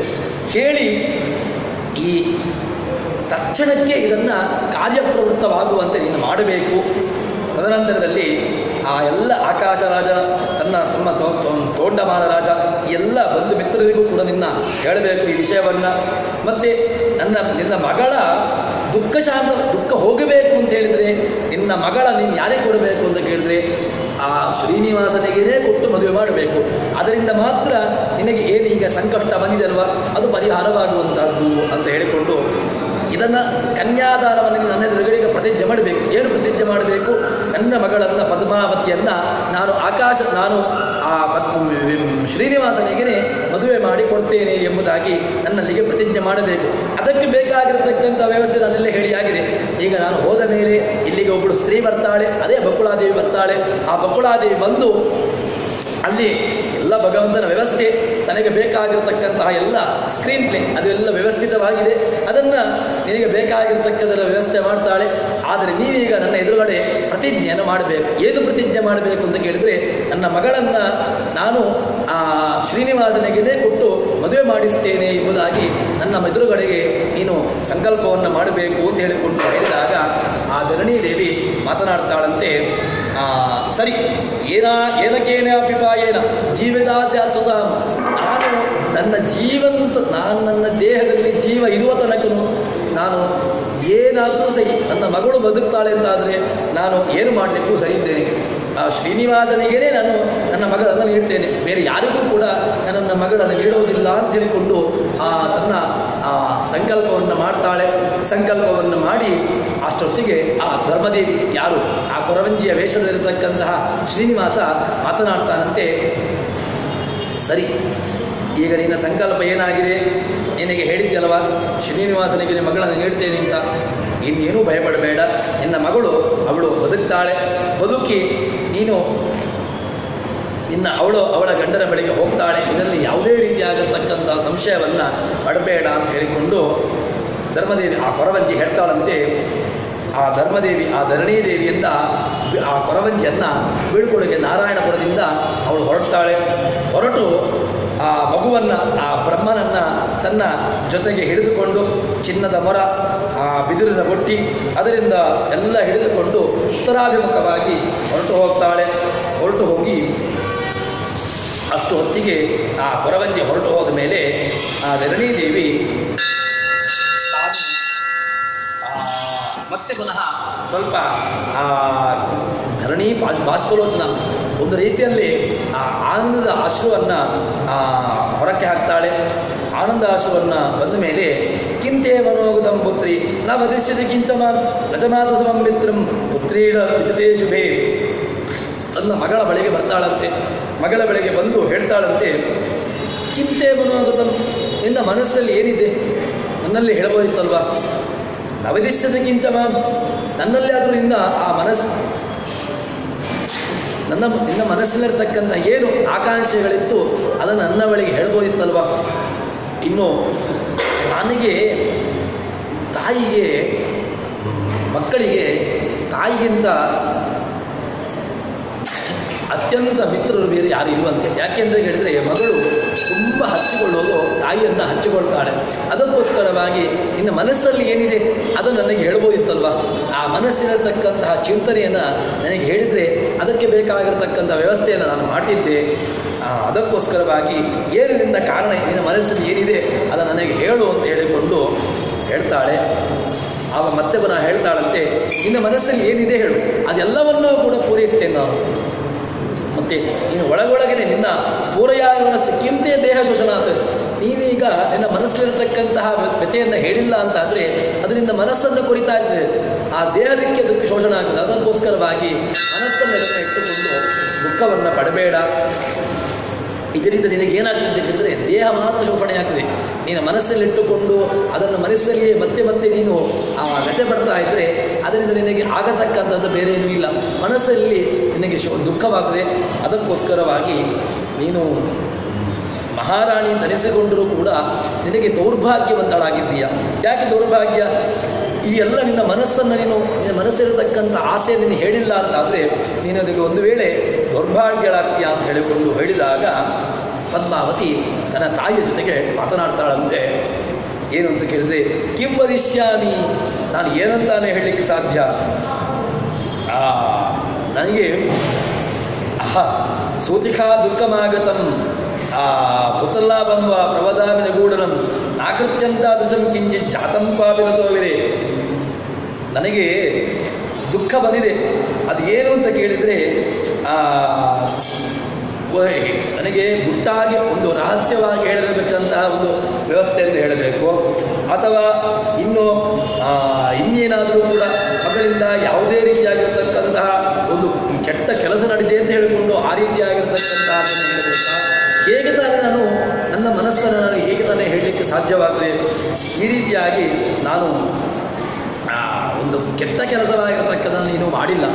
ನಾನು ಮನಸ್ಸಲ್ಲಿ ಏನೋ ಒಂದು ವ್ಯಥೆ ಇದೆ, ಆದರೆ ಅದನ್ನು ನಾನು ದುಃಖಪಟ್ಟುಕೊಂಡು ಅಥವಾ ಹೇಳಬಾರದೇ ಇರತಕ್ಕಂಥ ಒಂದು ಕೆಟ್ಟ ಕೃತ್ಯವನ್ನು ನಾನು ಏನೂ ಕೂಡ ಮಾಡಿಲ್ಲ ಅಂತ ಹೇಳ್ತಾಳೆ. ಅದಕ್ಕೆ ಸರಿ ಮತ್ತೆ ಪುನಃ ಹೇಳ್ತಾಳಂತೆ, ನನಗೆ ನಾನು ಕಾಡಿಗೆ ಹೋದಾಗ ಒಬ್ಬ ವ್ಯಕ್ತಿಯನ್ನು ನೋಡಿದೆ, ಅವನ ಮೇಲೆ ನನಗೆ ಮನಸ್ಸಾಗಿದೆ. ಆದರೆ ಅವನ ಮೇಲೆ ನಾನು ಅದನ್ನು ಆವಾಗ ಹೇಳಿಲ್ಲ. ನಾನು ಆವಾಗ ಏನು ಮಾಡಿದೆ, ಅವನ ಮೇಲೆ ಒಂದು ರೀತಿಯಲ್ಲಿ ನಾನು ದಾರ್ಷ್ಟ್ಯವನ್ನು ತೋರಿದೆ, ಕೋಪ ಅವನ ಮೇಲೆ.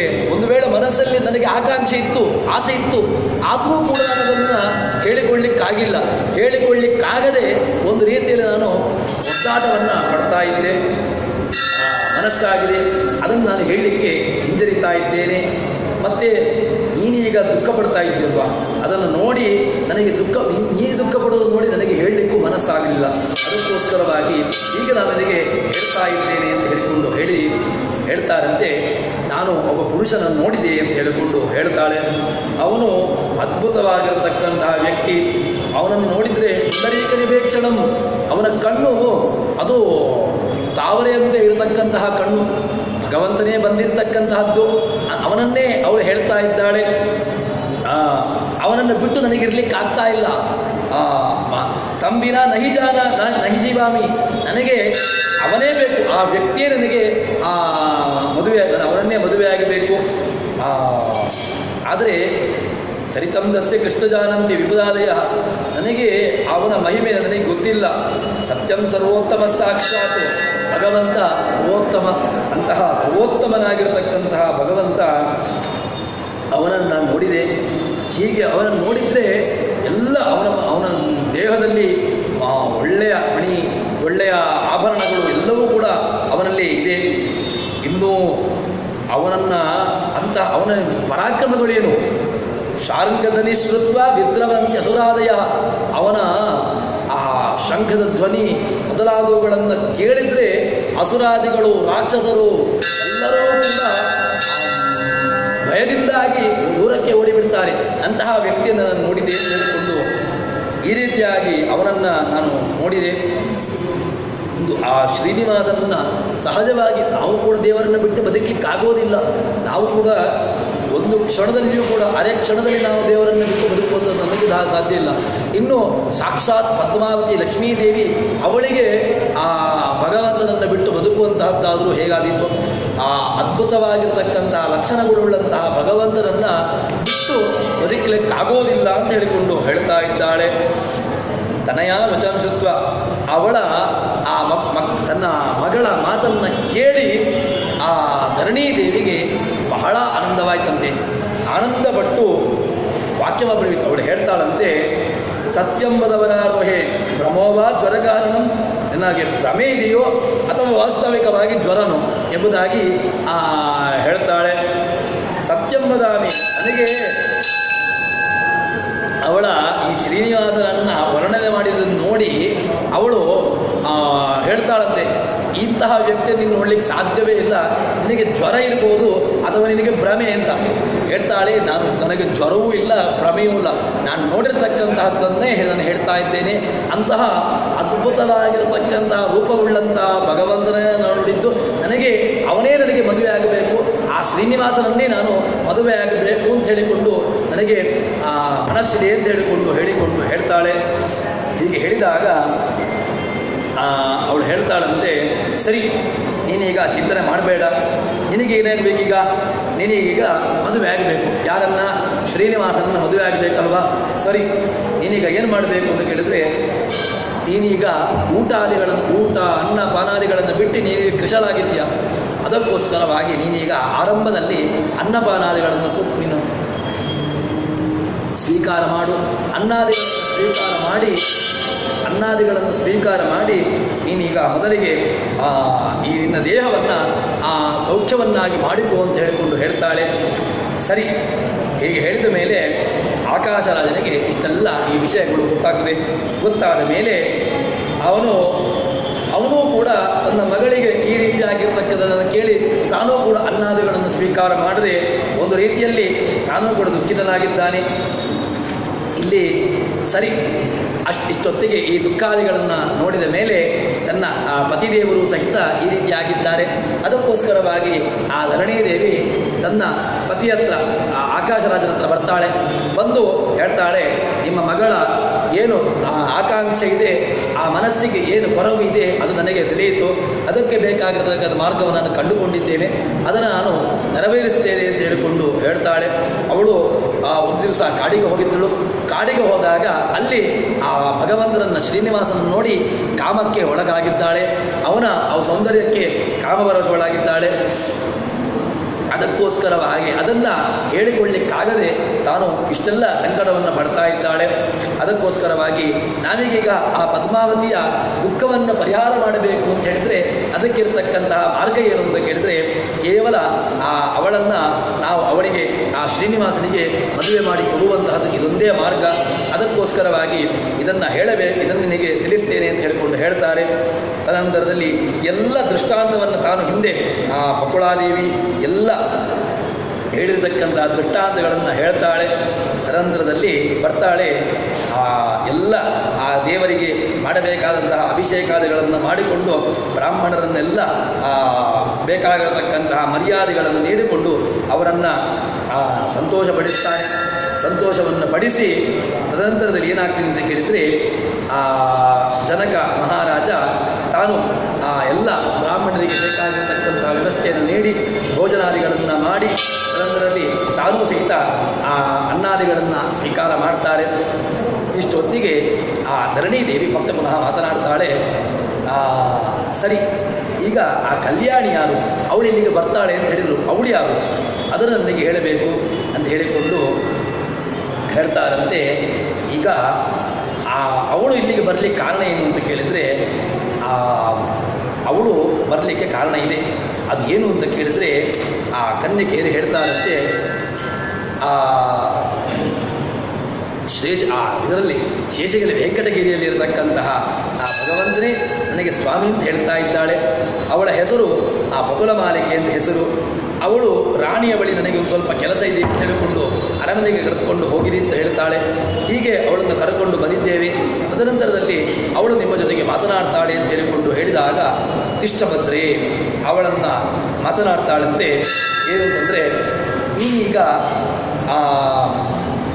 ನೀನು ಬಂದಿರತಕ್ಕಂತಹದ್ದು ಏನು, ಯಾವುದೋ ಒಂದು ಪುಣ್ಯದಿಂದ, ನಮಗೆ ಯಾವುದೋ ಒಂದು ಪುಣ್ಯದಿಂದ ನೀನು ಬಂದಿದ್ಯಾ ಬಕುಳಮಾಲಿಕೆ.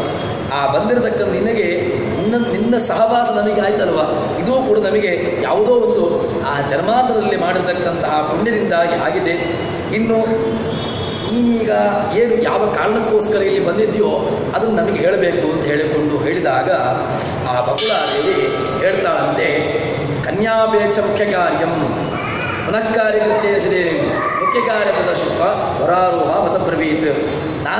ನನಗೆ ಬೇರೆ ಏನೂ ಬೇಡ, ನನಗೇನು ಕೆಲಸ ಅಂತ ಕೇಳಿದರೆ, ಆ ಬಕುಳೆ ಮೊದಲಿಗೆ ಹೇಳಿರ್ತಕ್ಕಂಥದ್ದು ಕೆಲಸ ಏನು ಅಂತ ಕೇಳಿದರೆ, ಆ ಧರಣೀದೇವಿಗೆ ಹೇಳ್ತಾಳಂತೆ, ನಾನು 100 ಕೆಲಸವನ್ನು ಹೇಳಿದರೂ ಕೂಡ ಏನೂ ಫಲ ಇಲ್ಲ, ಮತ್ತು ಕನ್ಯೆ ಬೇಕು, ನನಗೆ ಬೇಕಾಗಿರ್ತಕ್ಕಂಥ ಮುಖ್ಯ ಕೆಲಸ ಏನು, ಕನ್ಯೆಯನ್ನು ಕೇಳಬೇಕು. ನಾನೀಗ ಬಂದಿರತಕ್ಕದ್ದು ಯಾಕೆ, ನಿನ್ನ ಮಗಳಾಗಿರ್ತಕ್ಕಂತಹ ಪದ್ಮಾವತಿಯನ್ನು ಕೇಳಿಕೊಂಡು ಬಂದಿರತಕ್ಕಂತಹದ್ದು.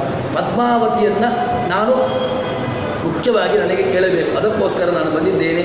ಅದೇ ನನಗೆ ಮುಖ್ಯ ಕಾರ್ಯ ಅಂತ ಹೇಳಿದಾಗ, ಸವ್ಯಗುಪ್ತಂ, ಸರಿ, ನೀನು ಹೇಳಿರ್ತಕ್ಕಂತಹ ಮಾತು ಅದು ನನಗೆ ಉಚಿತವಾಗಿರ್ತಕ್ಕಂತಹದ್ದು.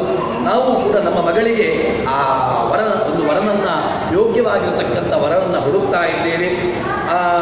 ನೀನು ಹೇಳ್ತಕ್ಕಂತಹ ವರ ಯಾರು ಅಂತ ಕೇಳಿದಾಗ, ಆ ವರನ ಗೋತ್ರ, ನಕ್ಷತ್ರ, ತಂದೆ ತಾಯಿ, ವಂಶ ಎಲ್ಲವೂ ಕೂಡ ನಮಗೆ ಬೇಕು ಅಂತ ಹೇಳಿದಾಗ, ಸರಿ, ನಿಮಗೀಗ ಯಾರು ಬೇಕು, ನಿಮಗೀಗ ಆ ಹುಡುಗ ಯಾರು ಅಂತ ಬೇಕಲ್ವಾ, ಸರಿ ಅವನ ಬಗ್ಗೆ ಹೇಳ್ತೇನೆ ಅಂತ ಹೇಳಿಕೊಂಡು ಅವನು ವಸಿಷ್ಠ ಗೋತ್ರದಲ್ಲಿರತಕ್ಕಂಥವನು, ಶ್ರವಣ ನಕ್ಷತ್ರದಲ್ಲಿರುವವನು.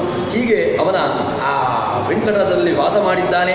ವಿದ್ಯಾವಂತ, ಶಕ್ತಿವಂತ, ಧನಿಕ, ಈ ರೀತಿಯಾಗಿ ಸದಾಚಾರ ಸಂಪನ್ನ, ಎಲ್ಲವೂ ಕೂಡ ಸಹಜವಾಗಿ ನಾವು ಲೌಕಿಕವಾಗಿ ಏನೆಲ್ಲ ನಾವು ನೋಡ್ತೇವೆಯೋ ಅದನ್ನೂ ಕೂಡ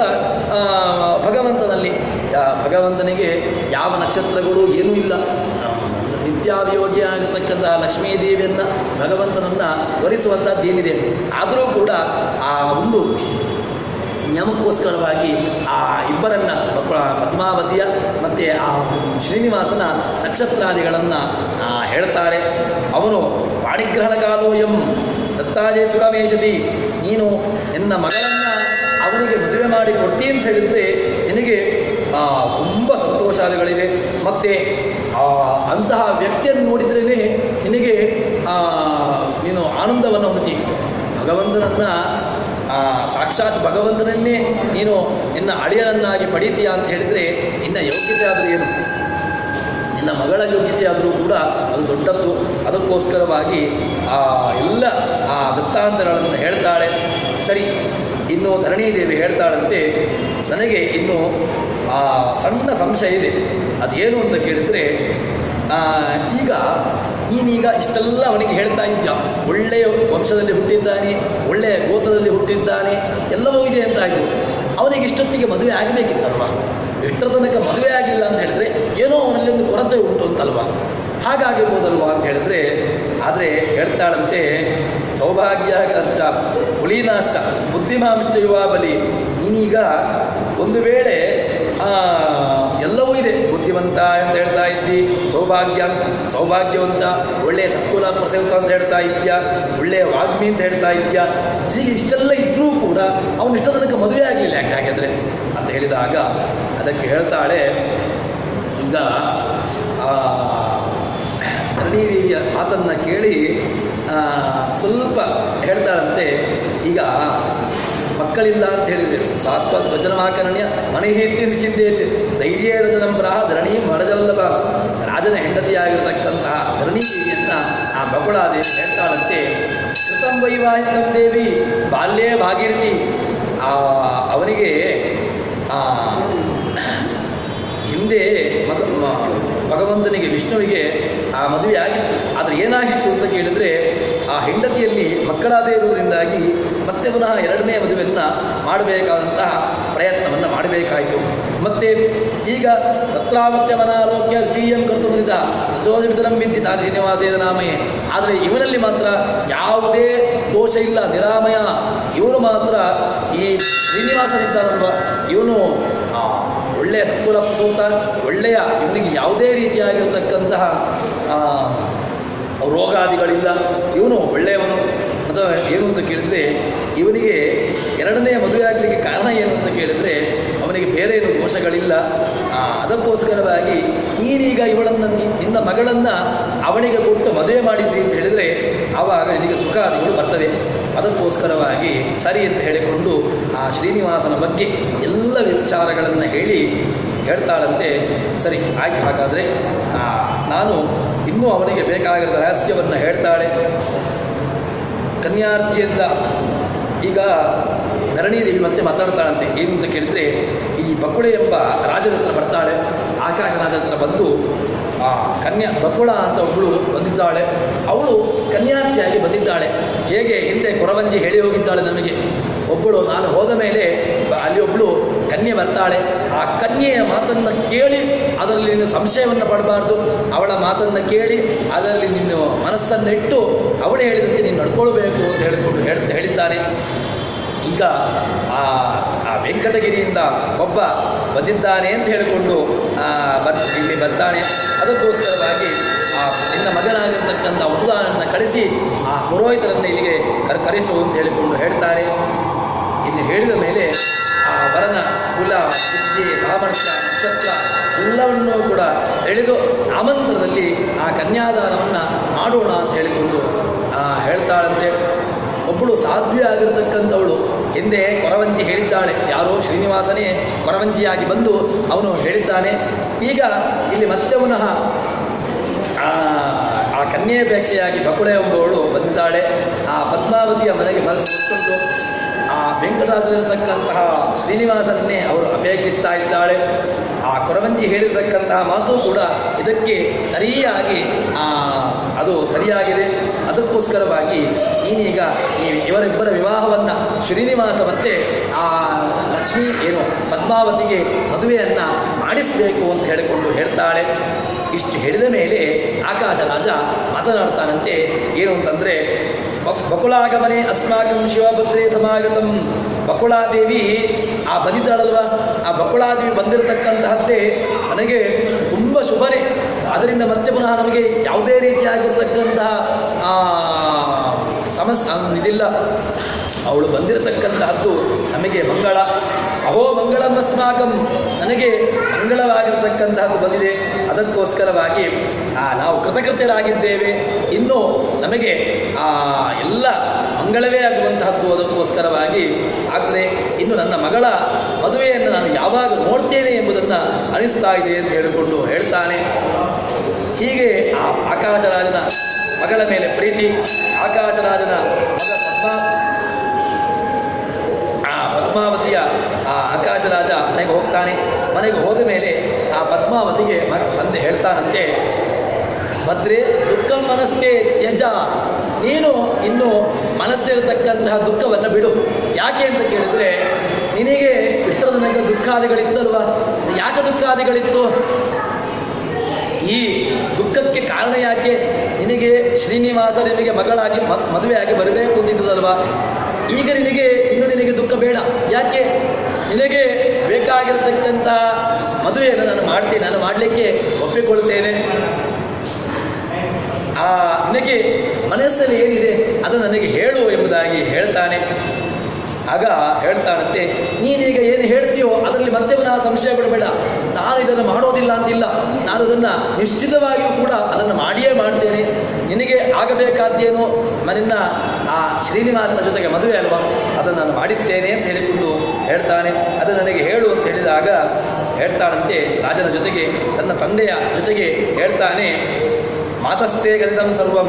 ನಾನು ನನ್ನ ಮನಸ್ಸಲ್ಲಿರತಕ್ಕಂಥ ಎಲ್ಲ ಆ ವೃತ್ತಾಂತ ನಾನು ಹೇಳಿದ್ದೇನೆ. ನನಗೆ ಮದುವೆ ಆಗಬೇಕು, ಶ್ರೀನಿವಾಸನೇ ನನಗೆ ಗಂಡನಾಗಿ ಬರಬೇಕು ಅಂತ ಹೇಳಿದ್ದೇನೆ. ಅದನ್ನು ಪುನಃ ನನಗೆ ತಂದೆ ಜೊತೆಗೆ ಹೇಳಲಿಕ್ಕೆ ನನಗೆ ಒಂದು ರೀತಿಯಲ್ಲಿ ಮುಜುಗರವನ್ನು ನಾನು ಅನುಭವಿಸ್ತಾ ಇದ್ದೇನೆ ಅಂತ ಹೇಳಿಕೊಂಡು ಹೇಳ್ತಾನೆ. ತದನಂತರದಲ್ಲಿ ಧರಣೀದೇವಿ ಹೇಳ್ತಾಳಂತೆ, ಇದನ್ನು ನಾನು ಶಾಸ್ತ್ರೋಕ್ತವಾಗಿ ನಾನು ಇದನ್ನು ಮಾಡ್ತೇನೆ. ವಿಳಂಬೋನೈವ ಕರ್ತವ್ಯ ಶುಭಸ್ಯಾರ್ಥಂ ಶುಭಾನನ, ವಿಳಂಬೋನೈವ ಕರ್ತವ್ಯ, ಇದೀಗ ನನಗೆ ಶುಭ ಕಾರ್ಯ, ಈ ಶುಭ ಕಾರ್ಯದಲ್ಲಿ ಯಾವುದೇ ರೀತಿಯಾಗಿರ್ತಕ್ಕಂಥದ್ದನ್ನು ವಿಳಂಬವನ್ನು ನಾನು ಅನುಸರಿಸುವುದಿಲ್ಲ. ಇನ್ನು ಮತ್ತೆ ಆ ಪದ್ಮಾವತಿ ಹಾಗೂ ಶ್ರೀನಿವಾಸನ ಮದುವೆಯನ್ನು ನಾನು ತಕ್ಷಣಕ್ಕೆ ಮಾಡ್ತೇನೆ ಅಂತ ಹೇಳಿಕೊಂಡು ಹೇಳ್ತಾನೆ. ತಸ್ಮೈ ದಾಸ್ಯಾಮಿ ಕೃಷ್ಣಾಯ ಶ್ರೀನಿವಾಸಾಯ, ಇನ್ನನ್ನು ನಾನು ಆ ಶ್ರೀನಿವಾಸನಿಗೇನೆ ಕೊಡ್ತೇನೆ. ಈ ರೀತಿಯಾಗಿ ಹೇಳಿದ ಮೇಲೆ ಆ ಎಲ್ಲ ಆ ಪತ್ರಿಕೆಯನ್ನು ಎತ್ತಿಕೊಂಡು ಅವಳನ್ನು ವಿಲಿಖ್ಯ ಪತ್ರಿಕಾಂ ರಾಜ, ಆ ಪತ್ರಿಕಾ ಕಲ್ಯಾಣ ಸೂಚಿಕಾ, ನನ್ನ ಆ ಪತ್ರಿಕೆಯನ್ನು ತಯಾರಿಸ್ತಾನಂತೆ. ತಯಾರಿಸಿ ನನ್ನ ಮಂಗಳವನ್ನು ಆ ಪತ್ರಿಕೆಯನ್ನು ರಚಿಸಿ ಅದನ್ನು ಓದ್ತಾನೆ. ಏನು ಅಂತ ಕೇಳಿದರೆ ಆಕಾಶರಾಜನ ಬಳಿಗೆ ಬಂದು ಸೇರ್ತಾನೆ. ಬಂದು ನಮಸ್ಕರಿಸಿ ಹೇಳ್ತಾನಂತೆ, ತದಾಜ್ಞೆಯ ಕರಿಷ್ಯಾಮಿ ವಿವಾಹಂ ದ್ವಿತಿರ್ಮಮ, ನಿಮ್ಮ ನನ್ನ ಮಗಳಾಗಿರ್ತಕ್ಕಂತಹ ಪದ್ಮಾವತಿಯನ್ನು ನಿಮ್ಮ ಅನುಮತಿಯನ್ನು ಪಡೆದು ನಾನು ನೆರವೇರಿಸಿಕೊಂಡಿದ್ದೇನೆ. ಅದಕ್ಕೋಸ್ಕರವಾಗಿ ದೇವತೆಗಳ ದೇವನಾಗಿರ್ತಕ್ಕಂತಹ ಶ್ರೀನಿವಾಸನ ನಮಗೆ ಕೊಡಬೇಕು. ಈ ರೀತಿಯಾಗಿ ನಾವೆಲ್ಲ ಆ ಶ್ರೀನಿವಾಸನ ವೃತ್ತಾಂತವನ್ನು ನಾವು ಕೇಳಿದ್ದೇವೆ. ಇನ್ನೂ ಗೋತ್ರಾದಿಗಳೆಲ್ಲವೂ ಕೂಡ ಹೊಂದಾಣಿಕೆಯಾಗಿದೆ. ಅದಕ್ಕೋಸ್ಕರವಾಗಿ ನಾವೆಲ್ಲರೂ ನಮ್ಮ ಬೃಹಸ್ಪತ್ಯಾಚಾರ್ಯರು ಹೇಳಿಕೊಂಡು ಇರತಕ್ಕಂತಹ ನಮ್ಮ ಗುರುಗಳ ಮಾತನ್ನು ಕೇಳಿಕೊಂಡು ನಾವು ಮುಂದುವರಿತಾ ಇದ್ದೇವೆ ಅಂತ ಹೇಳಿಕೊಂಡು ಹೇಳ್ತಾನೆ. ಇನ್ನು ಆ ಬೃಹಸ್ಪತ್ಯಾಚಾರ್ಯರು ಏನು ಹೇಳಿದರನ್ನು ನಾನು ನಾಳೆ ಸೇರಿದಾಗ ನೋಡೋಣ ಅಂತ ಹೇಳುವಲ್ಲಿ ಇವತ್ತಿನ ಪ್ರವಚನವನ್ನು ಶ್ರೀಕೃಷ್ಣಾರ್ಪಣಮಸ್ತು. ಸರ್ವಣ ಸಂಪೂರ್ಣ ಸರ್ವದೋಷ ವಿವರ್ಜಿತ ಪ್ರಿಯತಾಂ ಪ್ರೀತೆಯ ಬಾಲಂ ವಿಷ್ಣುರ್ಮೇ ಪರಮಸ್ವರೂಪ ಶ್ರೀಕೃಷ್ಣಾರ್ಪಣಮಸ್ತು.